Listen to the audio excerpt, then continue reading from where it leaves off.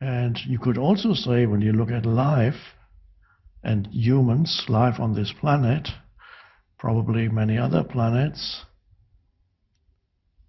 you would say, well, it's all very well. Sometimes it seems to work that through facing challenges and problems, we grow. We grow out of identification with mind, we grow out of the ego, we transcend our conditioned state of consciousness, and a new consciousness arises.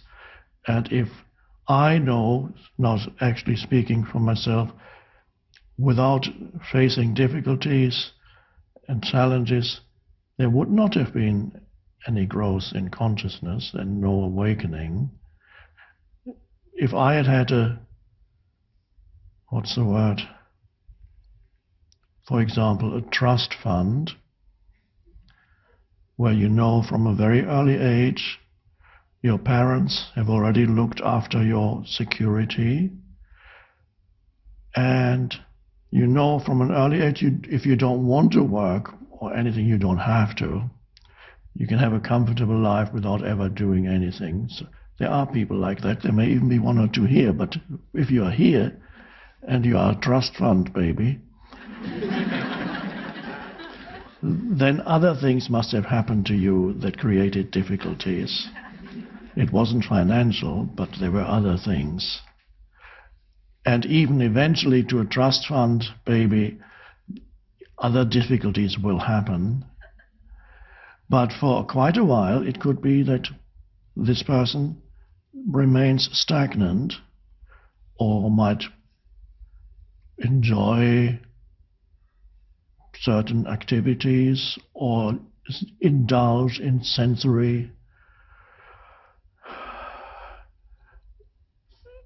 pleasures until it gets too much, it's no longer satisfying, and then it reaches a critical stage. And sometimes there was a man I met him many years ago. I was taken to a kind of cocktail party. I didn't move in those circles, but it just happened accidentally that I ended up there. And somebody took me and says, "You must come and look. You're going to meet the 6th richest man in England," or somebody, a friend of mine who was impressed by these things.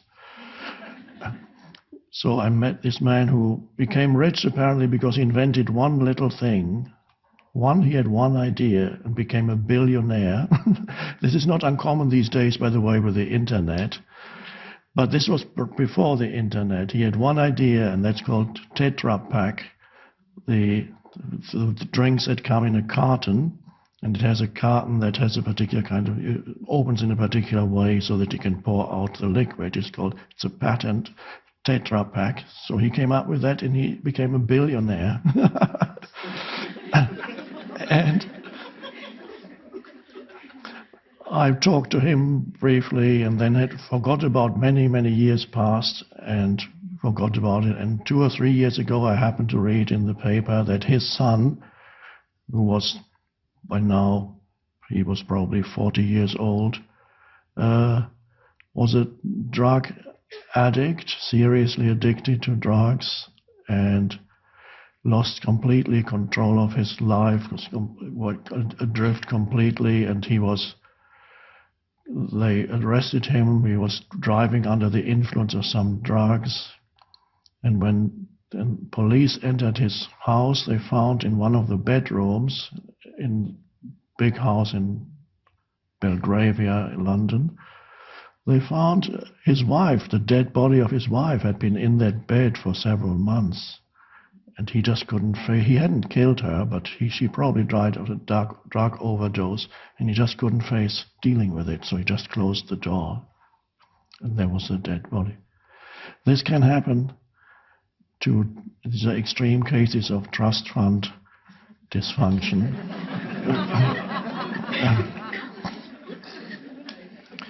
So in other words, when life gets too easy for you, things can quickly deteriorate. But that's your opportunity then, Because first life gets too easy, then because it gets too easy, it deteriorates and you lose more and more consciousness. And then it is possible that you encounter so much suffering that then finally experience the difficulty of life.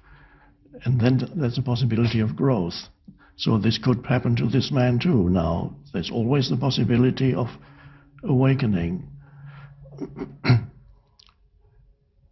So you could say, of course, well, this is all very good. It works in some cases. In some cases, physical exercise makes the body stronger. And in some cases, encountering difficulties in life helps you to awaken. But you might say there are many other cases where all that happens is seems to be just difficulties with no growth. That's at least that's what it looks like on the surface. People who have not enough food, who are starving, or diseases. Not to mention human-made difficulties, which probably like warfare and violence inflicted by humans and other humans, which probably has created far more suffering for humanity than man-made disasters. The madness of humans who, having not yet evolved into full humans because they lack benevolence and empathy and goodwill towards their fellow humans, at least those who don't fit into their mental concepts of us and them. So they inflicted enormous suffering. So part of the difficulties faced by humans have been inflicted by other unconscious humans. So when you look at the life on the planet, many people use this as an argument to prove that there can be no God, they say. This is a very common argument. They say, look at the suffering. If there were a God, how would he allow all that suffering to take place? And if there is a God, this is how the argument goes, if there is a God who allows that suffering, then that God, whether we call him he or she or it, would be morally inferior to us, because we see that this suffering is not just. So these are arguments that you often hear, people who want to prove that there is no God, there cannot be a God, and if there is a God, it's a malevolent God. But they may not be right. The premise from which they start may already be erroneous, and that premise is that there is a controlling figure somewhere who from somewhere looks at everything and who could, if he wanted to, change things here and there and arrange things so that everything is absolutely fine all the time. So there's a projection of a powerful figure who could exert, and sometimes does exert, influence, and at other times withholds help and inflicts suffering. Or, of course, then you have to come up with another figure. If you don't want to have a malevolent God, you have to project, there's a devil. Okay, then now we have to divide. We have two deities then, the good one and the bad one. Gets very complicated.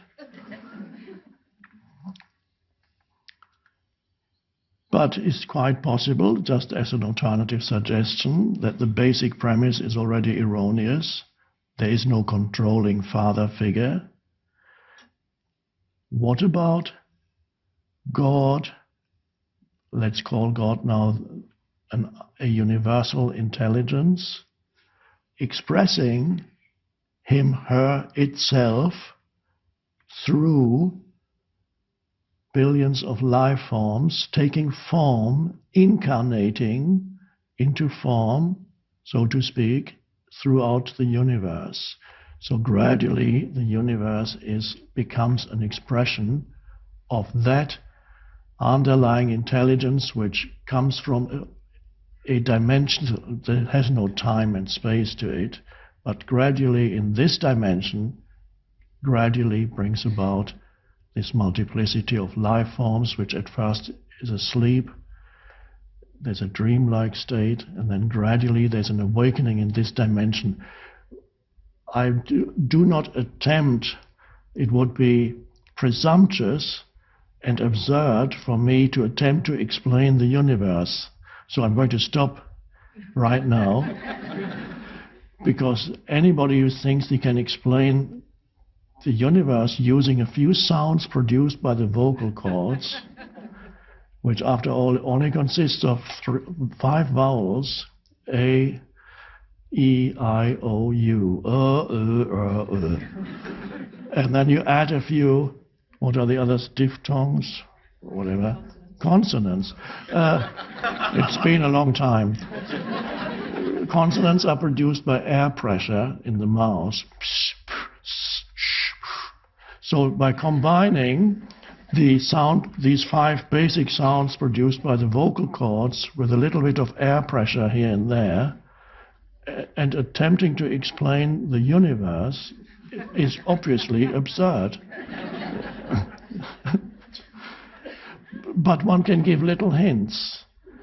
It's a little bit like, more like a poetic image. It's a little bit like that, and then you go, And then you may find that on some deeper level, which is non-conceptual, there can be a different kind of insight or understanding of what the universe is all about, but you may not be able to talk about it very much, and if you do talk about it, you might talk about it in the form of a poem or a poetic image or just a little analogy, or as Jesus used parables. And so there's no ultimate explanation through words. It would be totally impossible. Words can point to something, give a little hint, and then they can also point to a state of consciousness where you can realize certain things. I don't want to say intuitively, but some almost intuitively, knowing non-conceptually the nature of reality, because you've looked deeply enough within yourself. And if you've looked deeply enough within yourself, then you understand, not conceptually, but on another level, many of the secrets of the universe. So, because it's all in you, you're a microcosm of the entire universe. If you understand the universe, understand yourself. Not conceptually, you can't go very far conceptually.